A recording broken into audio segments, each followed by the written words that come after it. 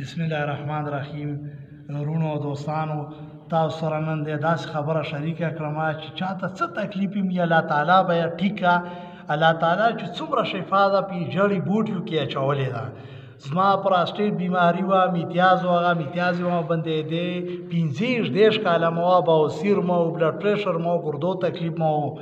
نو 3 اپریشنونه مو وکړه، هغه نفس هم ټیک نه شوم. فیسبوک کې ما مضمون وکړ، نو دا شیونه مې راوړه. الله تعالی زه هم په ټیک کړم. یو بل مریض و چې د 15 کلو نه په کټ کې پروت و، الله تعالی هغه هم ښه کړه. شیونه دا یې وروڼو، یو سیر کجوري پستې په 300 روپۍ باندې سیر دی غالبا. یو سیر انځر چې هغه پړي کېږي که نه په 1200 روپۍ سیر دی. یو هغه شاتو بوتل په 300 روپۍ باندې، 100 روپو کیلو انجی، 100 روپو لیوړو بور او 100 روپو خاشخاش دی غوزې والا. او که بادام او غم ورسره وخاړه اوزغان د چا غوسه شي، بادام او اوزغان ورسره اخیستی شي.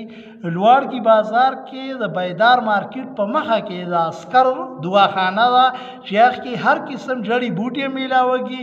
همدرد دواخانې او غد دواخانې، د ملت دواخانې، افغان دواخانې او کرشي دغه دوایګانې هم کې میلاوږي. دین علاوه پنساری سټور هم دی. نو ټول خیبر ایجنسۍ خلکو ته یامه چې عسکر دواخانې له به راشئ، لوړګي بازار کې بیدار مارکیټ کې په خوله کې دکان دی. نو دغه سره به دا کوم سامانونه به چېرته وي که نه، نو که 8 قسمه راغلی او که 8 قسمه راغلی، نو دا راواخلی انشاءالله الرحمن چې دې سره به هم پراسټیټ هم الله ټیک کا، مثانه به هم ټیک شي، ګردې به هم ټیک شي، بواسیر به هم ټیک شي، معده به هم ټیک شي. دا شیونه ټول طاقتور دي چې معدې له لاړ شي او دا غشي که نه مشینري الله تعالی ورسره ټوله ټیک کا.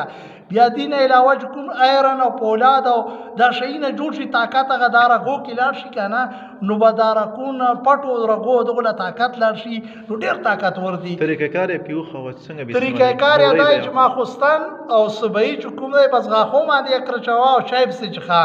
او که داسې څوک نه که ماخوستن دی ټول شیونه اچوي په هغه کې اوبو کې او دا ډونګه کې بس بندوي، صبحي خوري او صبحي یې اچوي، ماښام دی خوري. به دا یې طریقه کار دی. او صبحي او ماخوستن یې 2 ټیمه خوړی شي، نو به ډېر طاقت ورکړي شي. والسلام.